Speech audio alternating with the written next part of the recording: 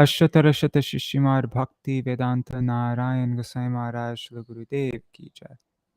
नितिल प्रविष्टम विष्णुपाद अष्टोत्तर शिष्यमार भक्ति वेदांत वामन गोसाई महाराज की जय। नितिल प्रविष्टम विष्णुपाद अष्टोत्तर शिष्यमार भक्ति वेदांत स्वामी महाराज श्री प्रभुपाद की जय। नितिल प्रविष्टम विष्णुपाद अष्टोत्तर शिष्यमार भक्ति प्रज्ञान केशव गोसाई महाराज की जय। नितिल प्रविष्टम विष्णुपाद अष्टोत्तर शिष्यमार भक्ति सिद्धांत सरस्वती गोसाई प्रभुपाद की जय। नितिल प्रविष्ट महाभागवत श्री गोरक्षरस बाबाजी महाराज की जय। श्री रूपनु गौर्य गुरु वार्ग की जय। श्री रूप सनातन भट्ट रघुनाथ श्री जीव गोपाल भट्टदास रघुनाथ शारद गोसाई प्रभु की जय। श्री स्वरूप दामोदर राय रामानंदारी श्री गौर पार्षद वृंद की जय। नाम आचार्य हरिदास ठाकुर की जय। प्रेम से कहो श्री कृष्ण चैतन्य प्रभु नित्यानंद श्री अद्वैत गदाधर शिवासरी गौर भक्त वृंद की जय। श्री क्षेत्र मंडल गौर मंडल व्रज मंडल मथुरा वृंदावन धाम की जय।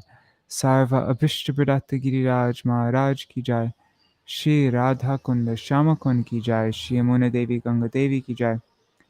श्री तुलसी महारानी वृंद देवी की जय। श्री भक्ति देवी की जय। श्री पूर्णमासी योगमाय की जय। श्री गोपेश्वर महादेव की जय। श्री हरिनाम संकीर्तन की जय। अनंत कोटि वैष्णव वृंद की जय। समागत गौर भक्त वृंद की जय। श्री निताय गौर प्रेमानंदे हरि हरि बोल।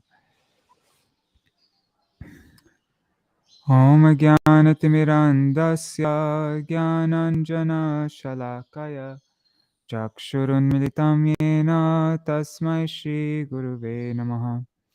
नमो विष्णुपदाय राधिकाय प्रियात्मने श्रीमद्भक्तिवेदान्त नारायणीति नामिने। नमो ॐ विष्णुपदाय कृष्णपृष्ठाय भूतले श्रीमते भक्तिवेदान्त स्वामिनिति नामिने। वंशकल्पतरुभ्यश्च कृपा सिन्धुभ्य एव च पतितानां पावनेभ्यो वैष्णवेभ्यो नमो नमः। नमो महावदन्याय कृष्णप्रेमप्रदायते कृष्णाय कृष्णचैतन्य नाम्ने गौरतिशे नमः।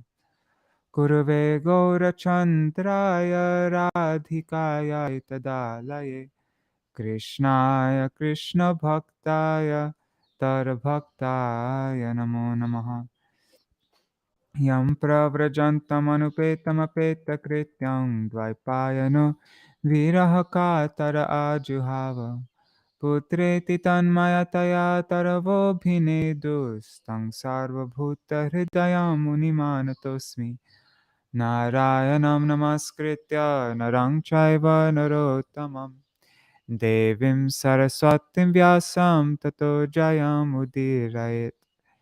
शृण्वतां स्वकथा कृष्ण पुण्यश्रवणकीर्तन हृदन्तस्तो ह्यभद्राणि विधुनोति सुहृत्सतम्। नष्टप्रायेष्वभद्रेषु नित्यं भगवत सेवया भगवत्युत्तमश्लोके भक्तिर्भवति नैष्टिकी। तवैवास्मि न जीवामि त्वया विना इति विज्ञाय राधे त्वां नायमां चरणान्तिकम्। भक्त्या विहीन अपराधलक्षाय क्षिप्ताष्टकामादितरङ्गमध्ये कृपामयि त्वां शरणं प्रपन्ना वृन्दे नमस्ते चरणारविन्दम्। भज श्रीकृष्ण चैतन्य प्रभु नित्यानन्द श्री अद्वैत गदाधर श्रीवासदि गौर भक्तवृंद। हरे Krishna Krishna Krishna Hare Hare Hare Ram Rama Rama Hare Hare.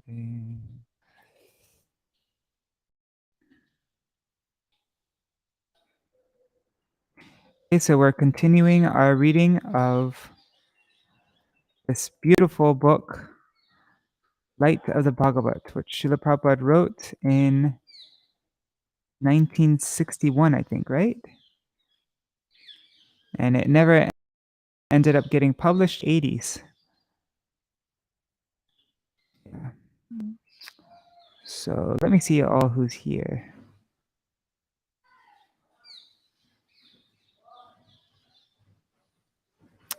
Haribol, Madhavi Didi, Raj Bhuvan Yadav ji, and Champak Didi, Raseshwari Mataji, Gargaraj ji, Rup Manjari Didi. Oh, I'm coming in and out? That's strange. It says my network connection's 10 out of 10.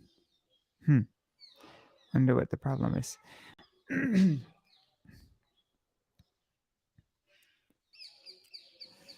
Okay, so let me just check the internet. Let's do a speed test.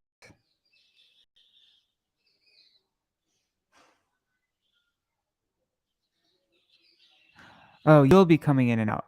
Okay. Okay. Although, yeah, my internet doesn't seem as good as it should be. That's interesting. But okay, I got that.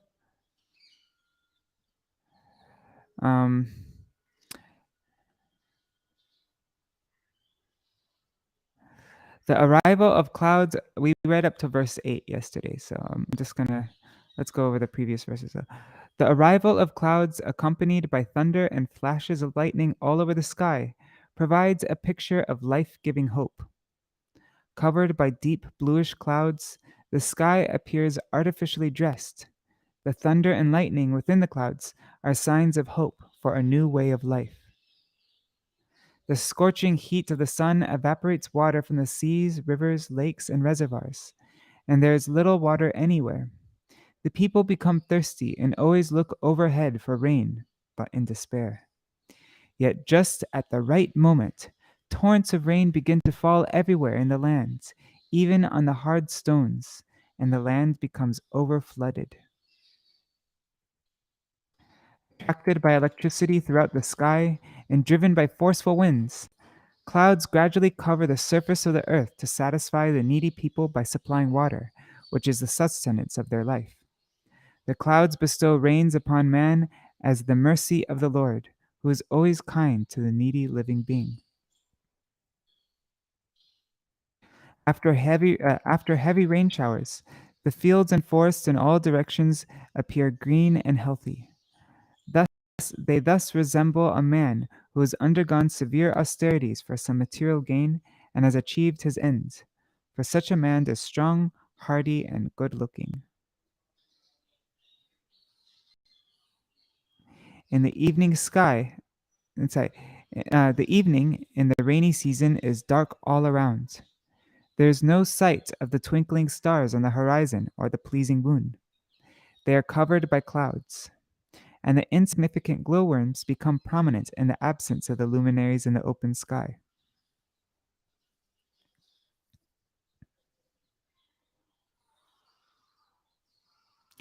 On hearing the sound of the torrential rains, the frogs come out they come out of the mountain caves and begin to chant, like Brahmacharis who chant Vedic hymns by the order of the spiritual master.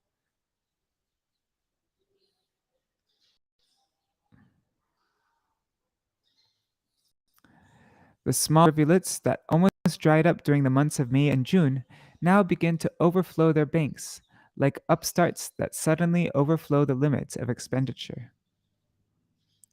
And this is where we read up to yesterday. Yeah,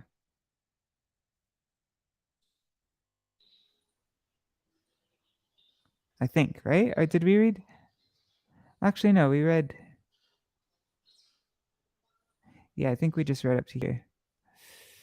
The colorful greenery of the newly grown grass, the seasonal flowers, the frogs' umbrellas, the butterflies, and the other variegatedness of the rainy season perfectly represent a well to do family absorbed in vanity over their personal assets. Haribo, Pradyumna Prabhu, Mantramurti Mataji, and Raseshwari Mataji. Haribo.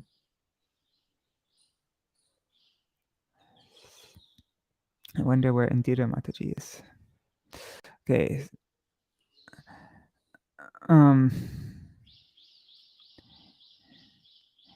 A rich man displays his opulence in various colorful ways.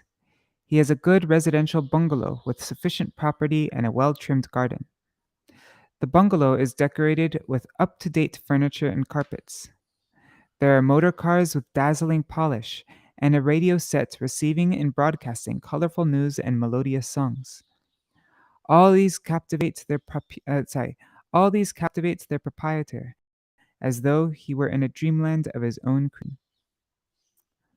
When the same man was as dry as a fallow land and had none of these opulences, he was plain in behavior. But since obtaining all these material means of enjoyment, he has forgotten the principle that everything in the world comes and goes away like changing seasons. The beautiful red the beautiful red forts and the Taj Mahal were built by Shah Jahan. I don't know how you say his name, who left the place long ago, and many others have also come and gone in the same place, like seasonal flowers. Material assets are like seasonal flowers only.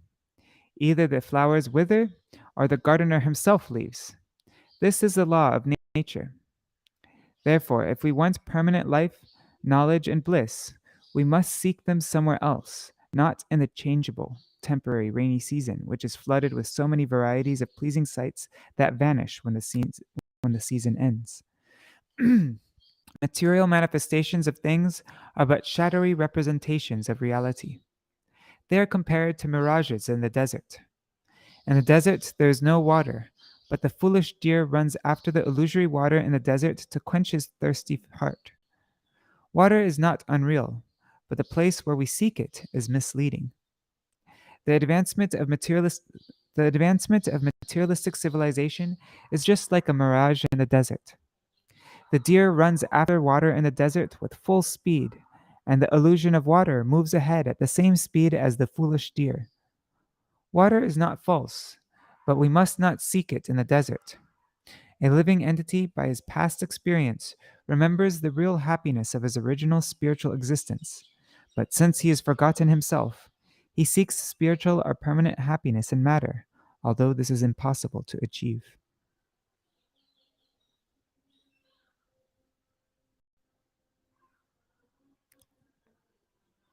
One second, I just want to clear my throat. I don't want to.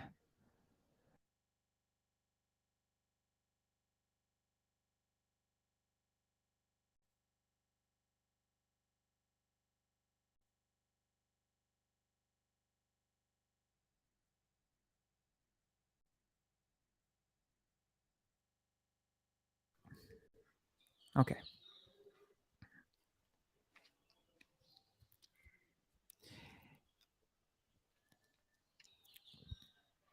A picturesque scene of green paddy fields enlivens the heart of the poor agriculturalist. But it brings gloom to the face of the capitalist, who lives by exploiting the poor farmers.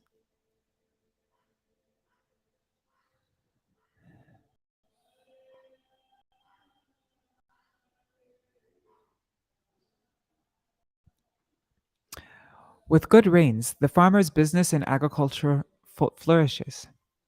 Agriculture is the noblest profession.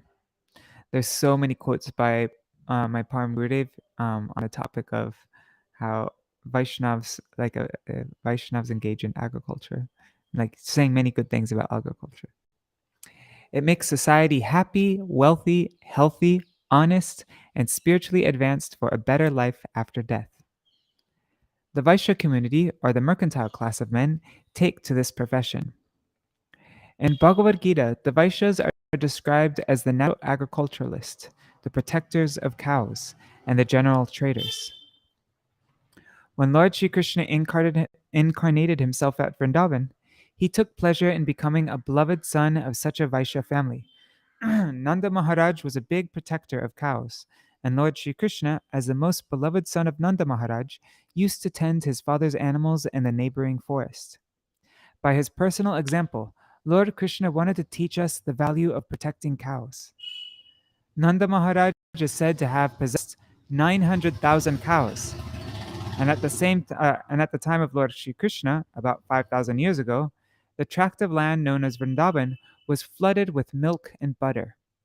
Therefore, God's gifted professions for mankind are agriculture and cow protection.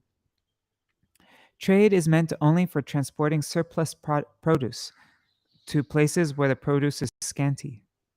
But when traders become too greedy and materialistic, they take to large-scale commerce and industry and allure the poor agriculturalist to unsanitary industrial towns with a false sense of earning more money. The industrialist and the capitalist do not want the farmer to remain at home, satisfied with his agricultural produce. When the farmers are satisfied by luxuriant growth of food grains, the capitalist becomes gloomy at heart. But the real fact is that humanity must depend on agriculture and subsist on agricultural produce. No one can produce rice or wheat in big iron factories. The industrialist goes to the villagers to produce the food grains he is unable to produce in his factory. The poor agriculturalist takes advances from the capitalist and sells his produce at a lower price. Hence, when food grains are produced abundantly, the farmers become financially stronger, and thus the capitalist becomes morose at being unable to exploit them.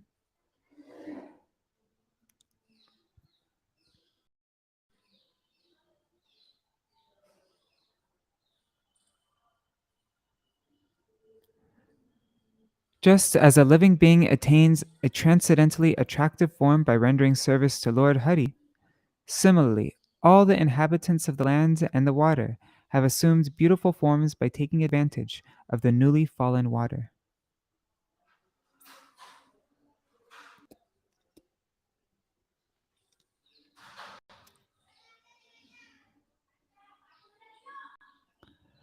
We have practical experience of this with our students. Wait, let me just see the picture really quick. Just as a living being attains transcendently attractive forms. Okay. We have practical experience of this with our students in the International Society for Krishna Consciousness. Before becoming students, they were dirty looking, although they had naturally beautiful personal features. But due to having no information of Krishna consciousness, they appeared very dirty and wretched. Oh, so then Srila Prabhupada wrote this after 1961. Since they have taken to Krishna consciousness, their health has improved, and by following the rules and regulations, their bodily luster has increased. When they are dressed with saffron-colored cloth, with tilak on their foreheads and beads in their hands and their necks, they look exactly as if they have come directly from Vaikuntha. The residents of the water are the fish, frogs, and so on, and the residents of the land are the cows, deer, and so on. By constantly drinking and taking bath in the fresh rainwater of the rainy season, the tired and parched animals are refreshed, and their complexion becomes brilliant as their health is invigorated by the arrival of new water. The lakes, ponds, and rivers are cleansed and invigorated by the downpour of new rainwater, and thus become most beautiful. Similarly, a devotee of the Supreme Lord who takes advantage of the beautiful and invigorating downpour of the transcendental descriptions of God found in Vedic literature finds his spiritual consciousness invigorated and refreshed. In this way, his spiritualized body becomes very beautiful.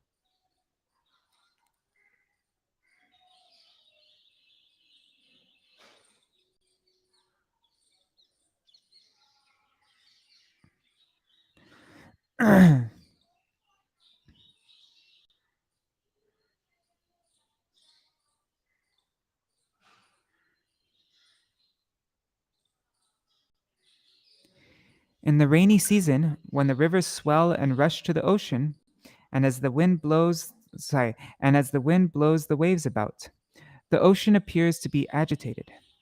Similarly, If a person engaged in the mystic yoga process is not very advanced in spiritual life, he can be affected by the modes of nature and thus be agitated by the sex impulse.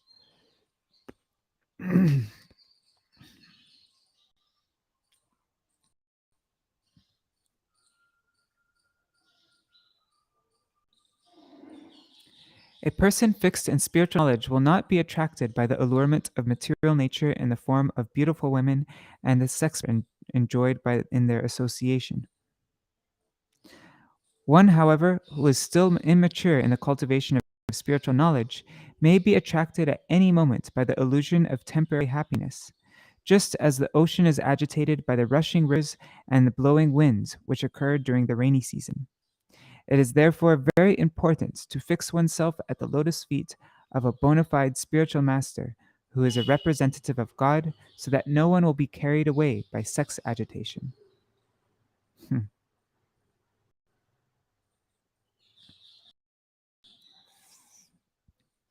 One second, I'm just seeing if Haribol Sudevi Didi.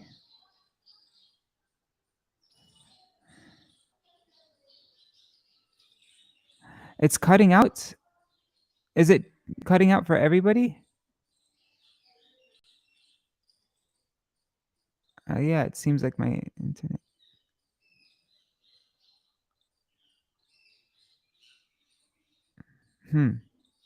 I wonder if it's Haribol Sudevi Didi. Okay, so he originally published it before 1961, but he updated it a few times, hoping to republish it. Okay. Looks like my internet's pretty fast right now. Don't know what the problem is. It's really fast.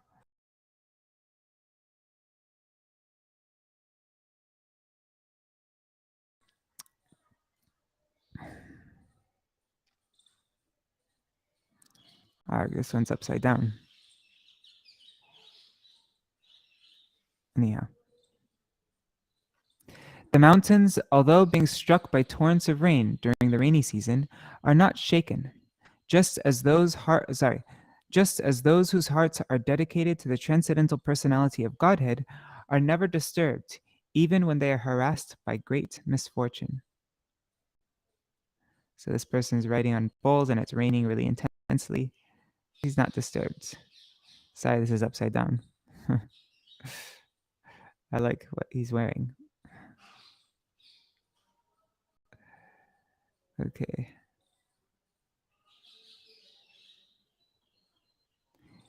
Because a person is spiritually advanced, because a person who is spiritually advanced accepts any adverse condition of life as the mercy of the Lord, he is completely eligible to enter into the spiritual kingdom. Even though a person takes to the devotional service of the Supreme Lord, he may sometimes become diseased, impoverished, or disappointed by life's events. A true devotee of the Lord always considers these sufferings to be due to past sinful activities, and thus he is not disturbed, patiently awaiting the mercy of the Supreme Lord.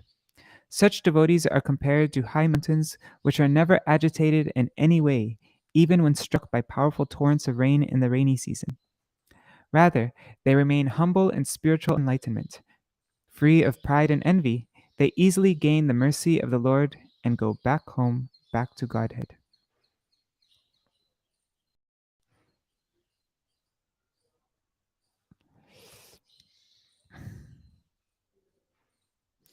In the rainy season, some of the roads are not frequently used and become covered with long grasses, on account of which it becomes very difficult to see the road. Similarly, in this age, the transcendental scriptures are not properly studied by the Brahmins. Being covered by the effects of time, the scriptures are practically lost, and it becomes very difficult to understand or follow them. Look, there's these little people at the bottom here.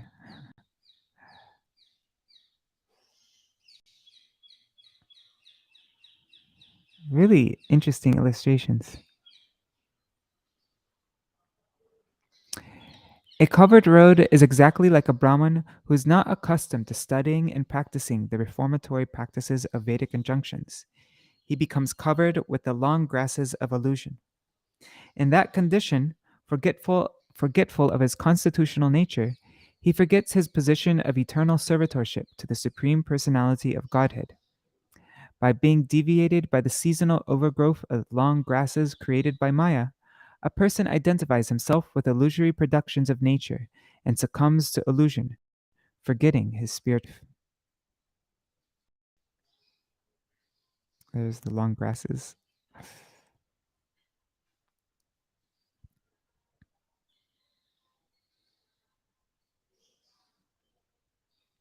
The long grasses of illusion.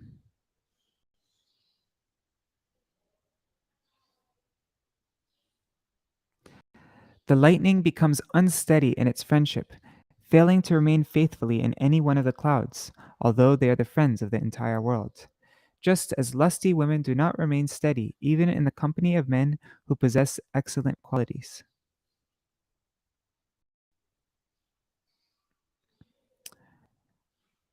Oops.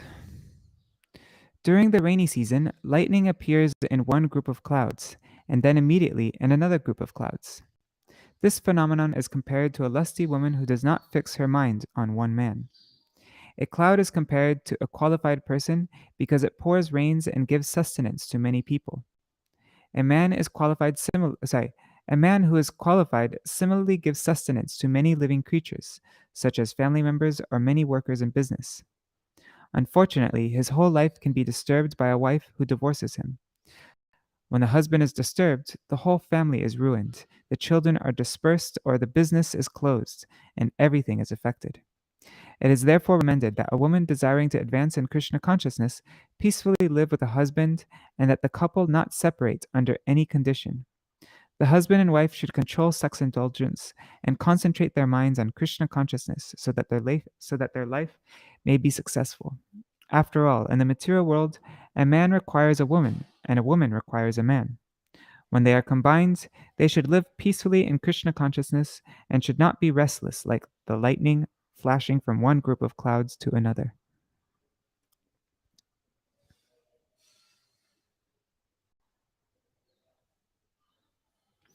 In the midst of the thunder, in the midst of the thunder in the cloudy sky, there appears a rainbow that has no string.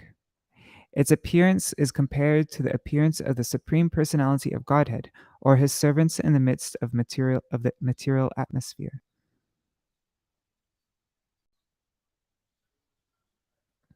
The Sanskrit word guna means quality or mode, as well as string or rope. When a rainbow appears during the rainy season, it is observed to be like a bow and no guna or string.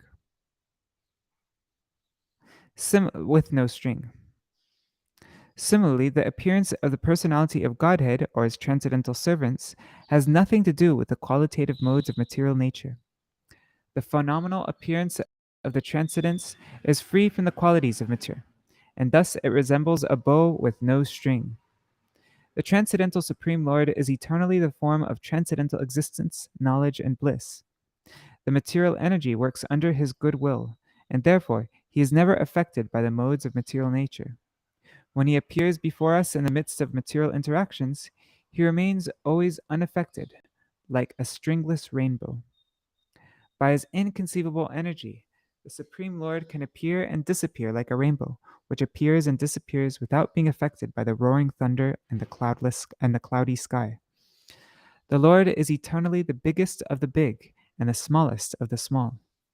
The living entities who are his parts and parcels are the smallest of the small. And he is the biggest of the big as the absolute truth, the Supreme Personality of Godhead.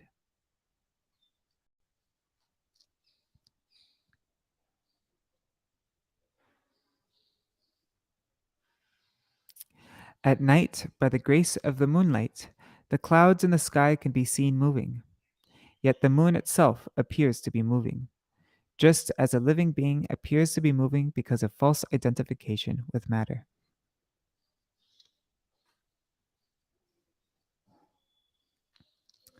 At night in the rainy season, the moving clouds reflecting the moonlight make the moon appear to be moving. This is called illusion. The spirit soul or the living being is the root of all the activities of the material body.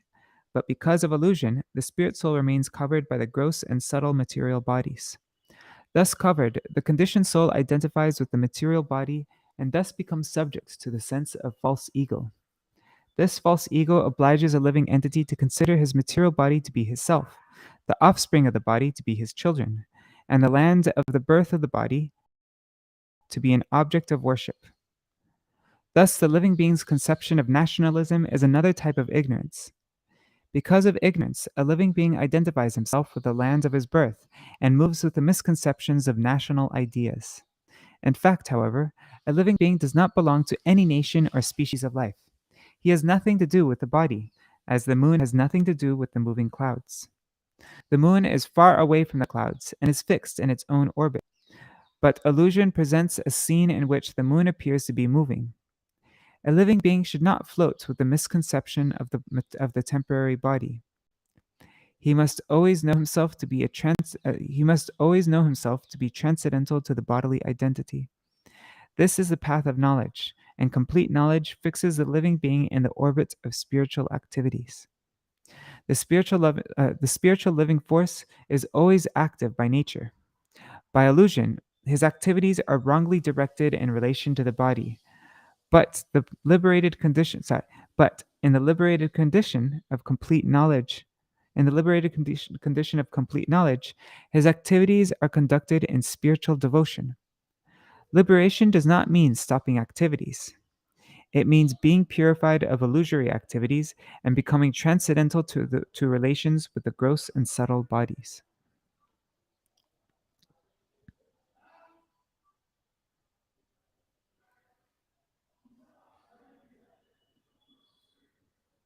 Beautiful picture, huh?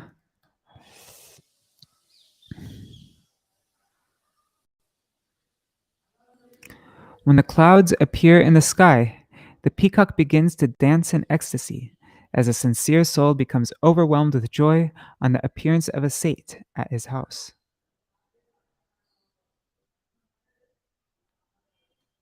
Just checking the comments.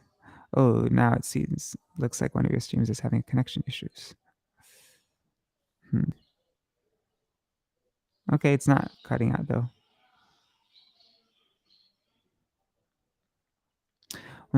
So when the clouds appear in the sky, the peacock begins to dance in ecstasy as a sincere soul becomes overwhelmed with joy on the appearance of a saint at his house.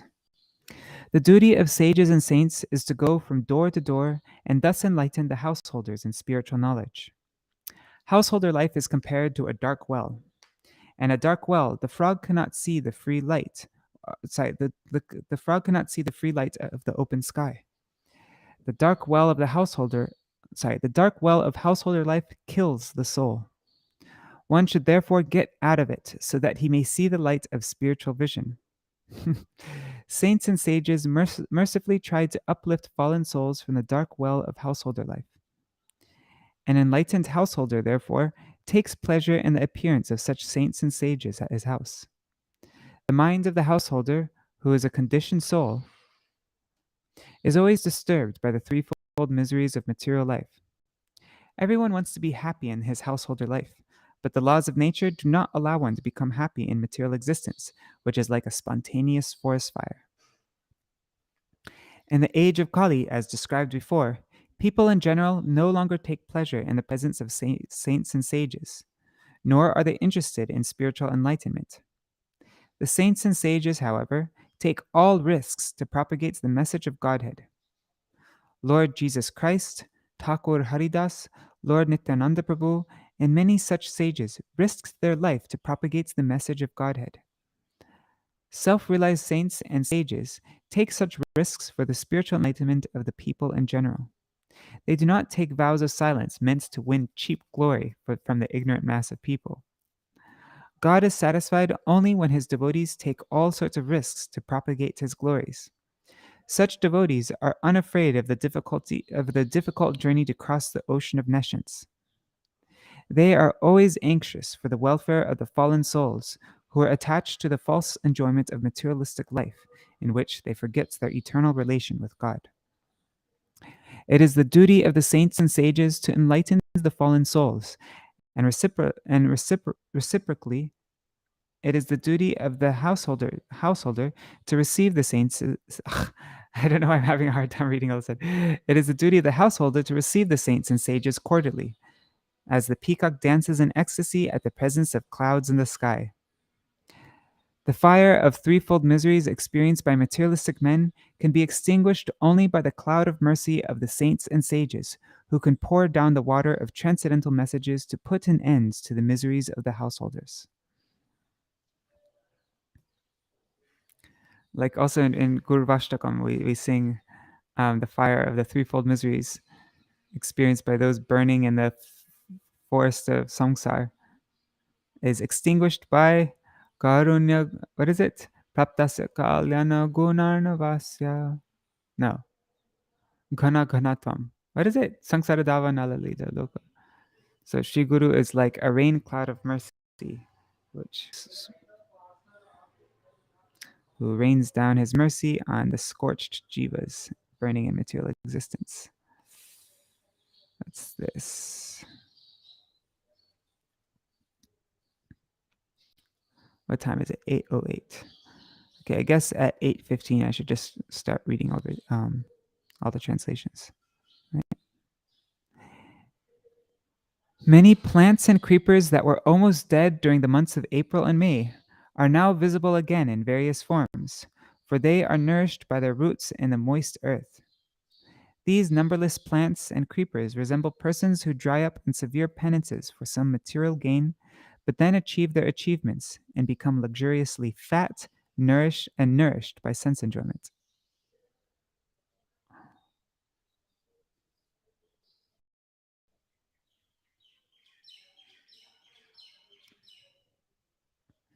In Bhagavad Gita, it is said that when the daytime of Brahma is over, the manifested creations of the universe all vanish, and after the end of Brahma's night, the creation is manifested again. Bhuta grama sa evayam bhutva bhut praliyate ratyagame vashapartha prabhavatarha agame. Again and again the day comes, and this host of beings is active, and again the night falls. O Partha, they are helplessly dissolved.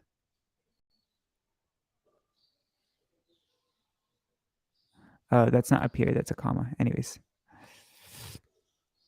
Thus, the cosmic creation and its manifestation and non manifestation resembles the creepers and plants that appear during the rainy season and gradually vanish when the season is over. Even when the plants and creepers are no longer to be seen, their seeds remain, and these dormant seeds fructify in contact with water. Similarly, the seed-like spiritual parks who are dominated by the desire to lord it over the material nature exist in a dormant state after the cosmic manifestation is annihilated, and when the cosmic manifestation reappears, all the silent living beings within the womb of material nature come out and engage in sense enjoyment, thereby growing luxuriously fat. To attain liberation, one must be completely purified of perverted forms of desire. A living being cannot snuff out desires, and to practice artificially erasing the actions of desire is more dangerous than the act of desires themselves. All desires should be reformed and directed towards spiritual activities. Otherwise, those same desires will repeatedly manifest themselves in different varieties of material enjoyment, thus conditioning the living being perpetually in material bondage.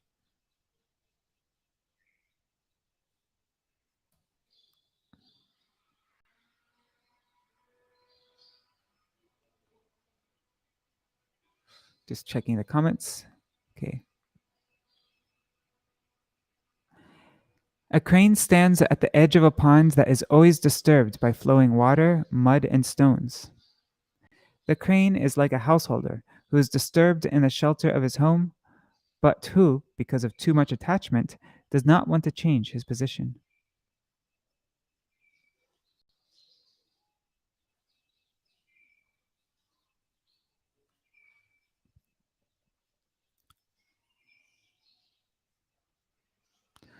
The forgetful householder life of the conditioned soul is a soul-killing dark well. This is the opinion of Sri Prahlad Maharaj, the celebrated devotee of the Lord. Too much attachment for hearth and home is never recommended by a self-realized soul. Therefore, the span of human life should be methodically divided. The first stage is called the Brahmacharya Ashram, or the order of life in childhood. When the man when the man to be is trained in the ultimate goal of life. The next stage is the Kasta Ashram, in which the man is trained to enter the mode of transcendence. Then one comes to the Vanaprastha Ashram, the preliminary stage of renounced life.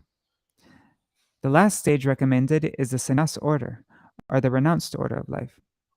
In this way, one accepts a gradual process of spiritual activities for the ultimate goal of liberation.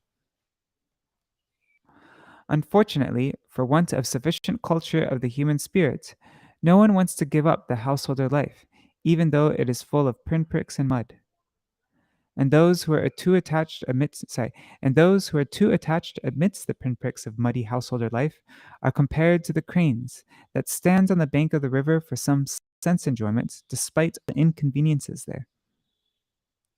We should always remember that the society, friendship, and love we are supposed to enjoy in family life are only shadowy representations of the real society, friendship, and love reciprocated in the kingdom of God.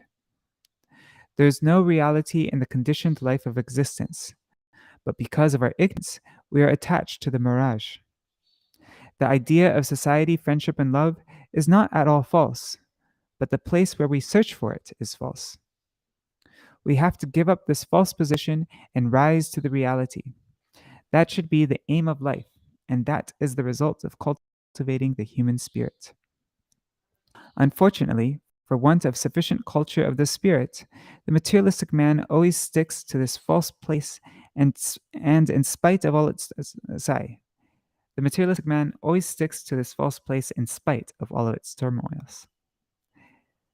It is said that a man should give up the order of householder life at the age of 50. But in this area of ignorance, even an old man wants to rejuvenate his bodily functions, put on artificial teeth, and make a pretense of youthful life, even on the verge of death. Crane-like politicians especially are too much attached to the false prestige of position and rank, and so they always seek re-election, even at the fag end of life. These are some of the symptoms of an uncultured life. No comments. Okay. Um,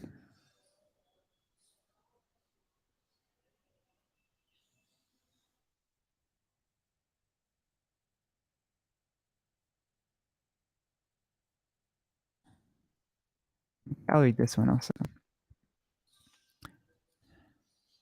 Fierce torrents of rain break over the strands of the partition walls of the paddy field. These disturbances resemble those created by the seasonal opponents of the standard principles of the Vedas, who are influenced by the age of Kali. Originally, the path of self-realization was established by the standard direction of the Vedas. Śrīla Vyasadeva divided the original Veda into 4 divisions, namely Sama, Atharva, Rik, and Yajur. Then he divided the same Vedas into 18 Puranas, the supplements, and the Mahabharata. And then again, the same author summarized them in the Vedanta Sutras. The purpose of all these Vedic literatures is to realize the purpose of all these Vedic literatures is to realize oneself to be a spiritual being, eternally related with the Supreme Personality of Godhead, the all-attractive form, Sri Krishna. But all these different Vedic literatures were systematically distorted by the onslaught of the age of Kali, as the walls of the paddy fields and the strands of the river are distorted by the onslaught of heavy rains. The acts of distortion are offered by the atheistic philosophers, who are connected only with eating, drinking, being married, and enjoying.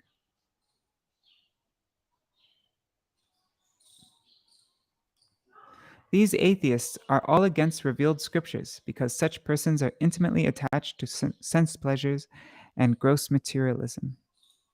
There are also others who do not believe in the eternity of life. Some of them propose that life is ultimately to be annihilated and that only the material energy is conserved. Others are less concerned with physical laws, but do not believe anything beyond their experience. And still others equate spirits and matter and declare the distinction between them to be illusory. There's no doubt that the Vedas stand as the most recognized books of knowledge from every angle of vision.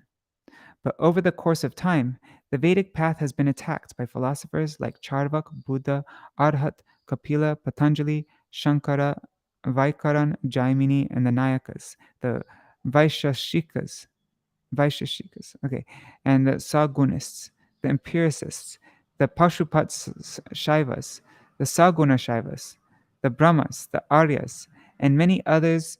The list of non-Vedic speculations grows daily without restriction.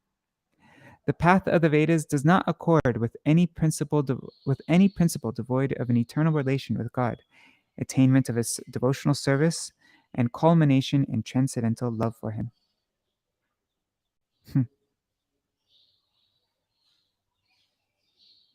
That's the Vedas. The path of the Vedas does not accord with any principle devoid of an eternal relation with God, attainment of his service, and the culmination of transcendental love for him. So that is Sambandha, Abhideya, and Prayojan. The wind carries the clouds to different parts of the globe, and the clouds distribute rains to the satisfaction of the people in general, just as rich kings and merchants distribute their accumulated wealth, inspired by religious priests.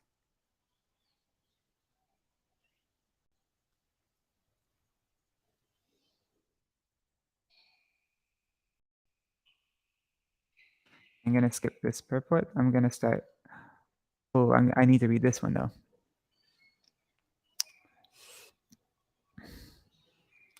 After the complete rainy season, the forest of Vrindavan was full of fruits like dates and blackberries, ripening on the trees and bushes. Lord Sri Krishna, along with his elder brother Sri Baladev and the other cowherd boys of other cowherd boys of the vicinity, entered the beautiful forest, accompanied by the cows, to display transcendental pastimes with his eternal friends.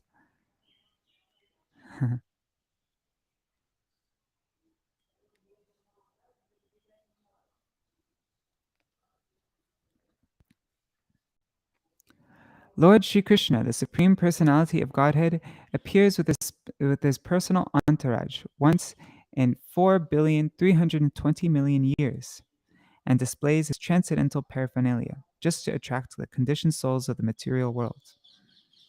Although the material world is only a shadow of the spiritual world, the materially engaged living entities seek spiritual happiness here in a form perverted by materialistic attachment.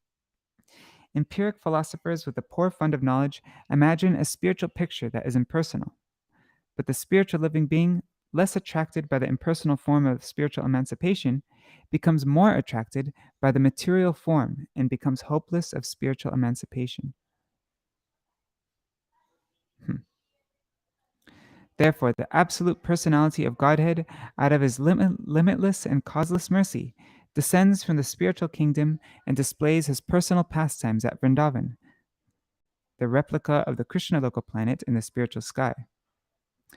Vrindavan is the most sacred place within this cosmic universe, and people seeking to achieve spiritual emancipation by entering the kingdom of God may make a home at Vrindavan and become serious students of the Six Goswamis who were instructed by Lord Sri Chaitanya Mahaprabhu. The Six Goswamis were headed by Srila Rupa Goswami, who was followed by Srila Sanatan, Bhatta Raghunath, Srila Jiva Goswami, Gopal Bhatta, and Srila Raghunath Das Goswami. They were all seriously engaged in research and excavation of the mystery of Vrindavan Dham. Lord Sri Krishna, the Supreme Personality of Godhead, appeared at Vrindavan 1,000 years ago, and the relics of his appearance at Vrindavan were lost from view. But Lord Sri Chaitanya Mahaprabhu, who is the very same Lord Sri Krishna in the form of a great devotee, appeared at Navadip, a district of West Bengal, and excavated the holy places of Lord Sri Krishna's transcendental pastimes. He instructed the above-mentioned Six Goswamis to compose authorized literature on the cult of Vrindavan, and any serious student anxious to know about the Supreme Lord may take advantage of this invaluable literature and the guidance of authorized scholars, and thus know about the Lord of Vrindavan, Sri Krishna, the personality of Godhead.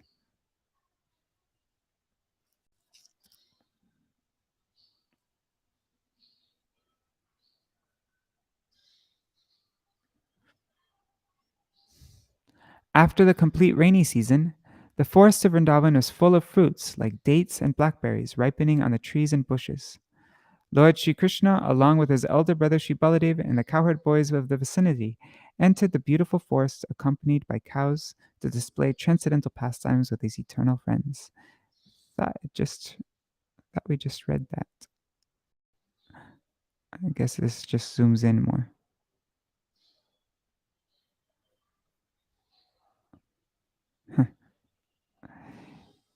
Beautiful.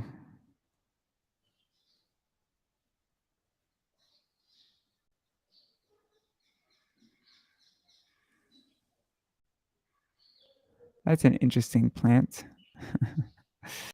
Okay, let's move on.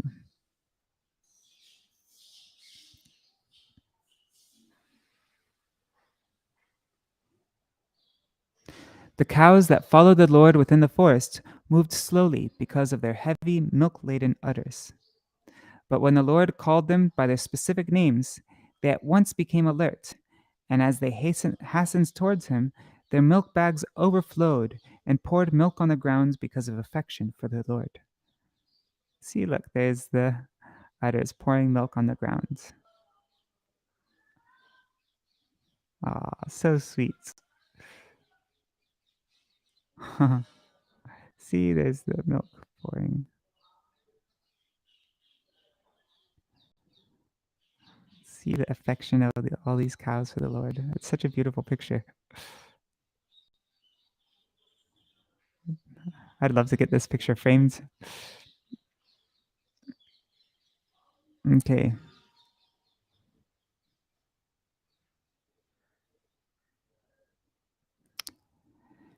It is understood from scriptures like the Brahma Samhita that in the spiritual abode of the Lord, the houses are made of touchstone, and the trees are all desire trees. There, the Lord is accustomed to tending thousands and thousands of kamadhenus, cows able to supply unlimited quantities of milk. And all the houses, trees, and cows are qualitatively non-different from the Lord.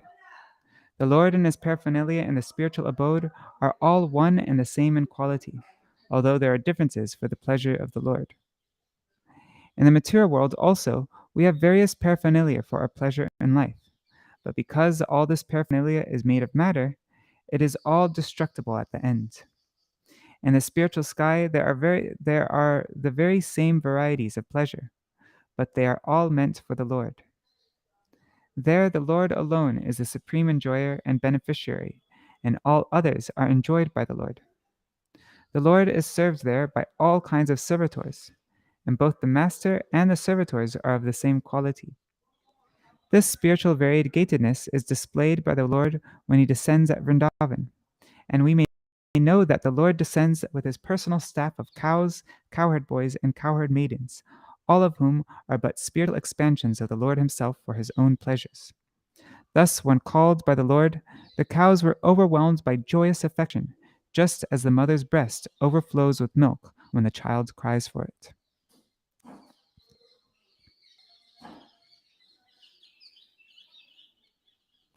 All of us living beings are differentiated expansions of the Lord, but our affection for the Lord is submerged within us, artificially covered by the material quality of ignorance. See, Srila Prabhupada saying is that bhakti is inherent within us. Spiritual culture is meant to revive this natural affection of the living being for the Lord. See, this is what's being contended by people nowadays. They're saying that this is not true. Ingredients of fire are already present in the safety matches, and only mild friction is needed to ignite a fire. Similarly, our natural affection for the Lord has to be revived by a little culture. Specifically, we have to receive the messages of the Lord with a purified heart. For spiritual realization, one has to purify the heart and know things in their true perspective. As soon as one does this, the flow of one's natural affection begins to glide toward the Lord, and the progress of this flow becomes more and more self-realized in various relations with the Lord. The Lord is the center of all the affection of all living beings, who are all his parts and parcels. When the flow of natural affection for the Lord is clogged by desires to imitate his lordship, one is said to be in Maya, or illusion. Maya has no Maya has no substantial existence, but as long as its hallucinations go on, the reactions are felt. The Lord, by his causeless mercy, displays the reality of life so that our hallucinations may be completely dissipated. Okay, it's 8:28, so I guess I should end here.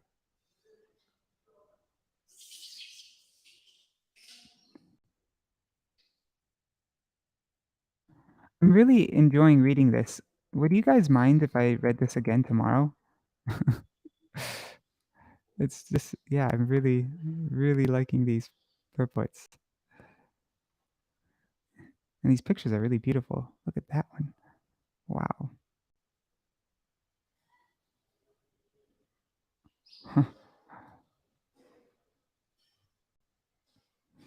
One we skipped. I guess we could read that one later.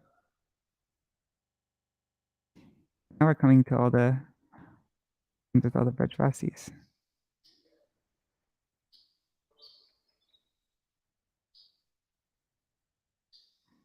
If you guys don't mind, I'd like to read again tomorrow from this. All right. Hare Krishna, Krishna Krishna, Hare Hare, Hare Rama, Rama Rama, Hare Hare, Nitai Gaur Hari Bol, Hari Bol, Hari Bol, Nitai Gaur Hari Bol, Nitai Gaur Hari Bol. Haribol, Haribol, Nitai Gaur Haribol.